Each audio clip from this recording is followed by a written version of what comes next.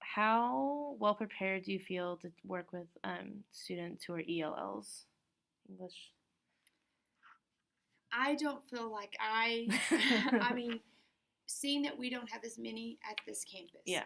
If I were on a traditional campus where they are immersed more, then I think that I would be more prepared because you deal with them on a more consistent basis. Yeah. The ones that we have here on our campus are, I think I have 6 in 6th and 8th grade. Yeah. And they are all high performing. Yeah, and like they test out of it. I met with the counselor, and they're all either in the highest two tiers or they've already tested out of being in ELL. Exactly. So I don't have the lower level students that you would typically deal with. So it looks differently here. Yeah, it looks really different here. Yeah. Did you complete a traditional program or alternative certification to be an ESL certified teacher? So after I got my teaching certification, it was required 1 year by LSD. Okay.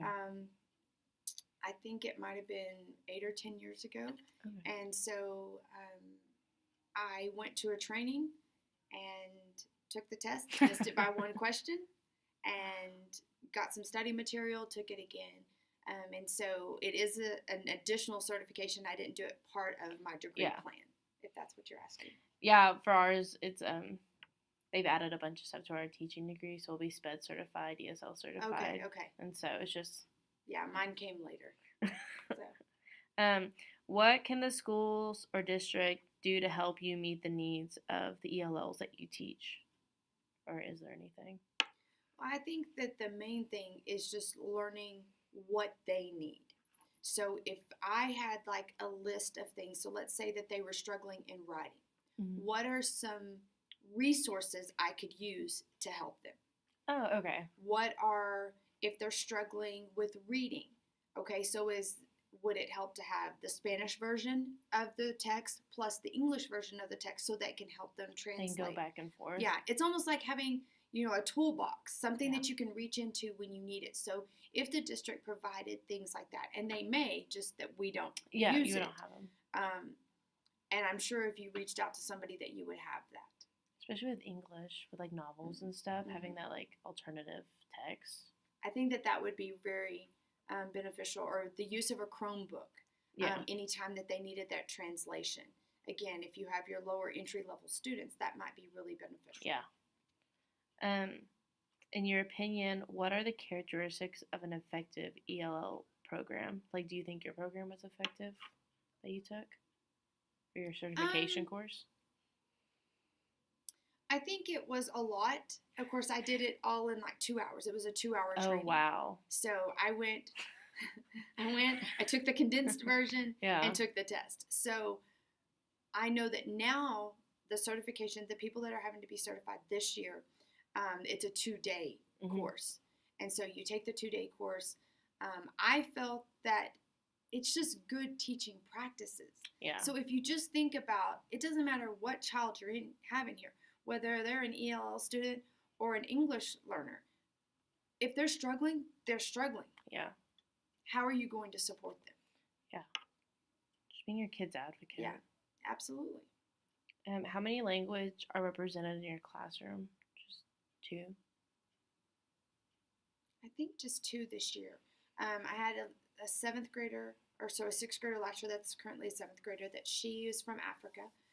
So she does speak a different language. And she is in the ESL program. But I think, again, she's at that high tier, about to be exited out or has been exited out. Yeah. In what ways are you providing effective instruction for ELLs? Or is it just like normal instruction that you're giving all your kids? It's just normal instruction. I mean, again, good practices are good practices. Yeah. And the support that they need may be just a little bit additional time. Like I have an 8th grader, she just needs a little more time. Yeah. And again, if I had any other student that was struggling, just give them more time. You just give them more time. You meet with them individually. What are you struggling with? How can I help you? I mean, it's just good teaching. It doesn't matter if they're an EL or not. Yeah. Now, again, I know in another setting that might look a little bit differently. There might be more intervention needed, more one-on-one tutoring. It's just like for 504 students, like they just need, like most of Mhm. them just need the same stuff that ELLs need, like extra time on tests and stuff. It's not like they need this whole other set of like modifications. Right.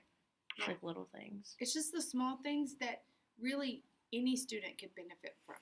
Yeah. How do you communicate with parents who don't speak English? I get a translator.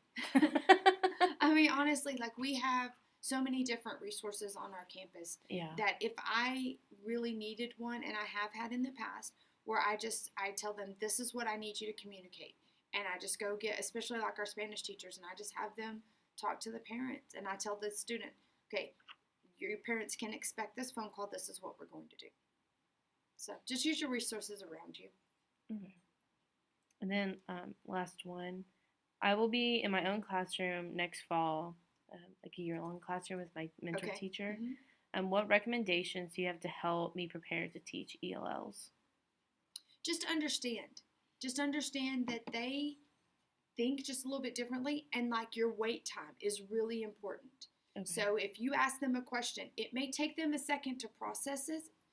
Just be aware of your ELLs, that you know they may be just translating that information, and then I need to give them a little more wait time and be patient with that. That's the one thing that I can say. Again, that's good for all students, but especially them. Same way as if you are talking about directions, or they may not be comprehending. You may just have to word something just a little bit differently, and have them repeat it back to you so that you understand, that they understand, if that makes any sense. So it's just a little bit of clarifications, maybe rewording things. Okay. Very cool.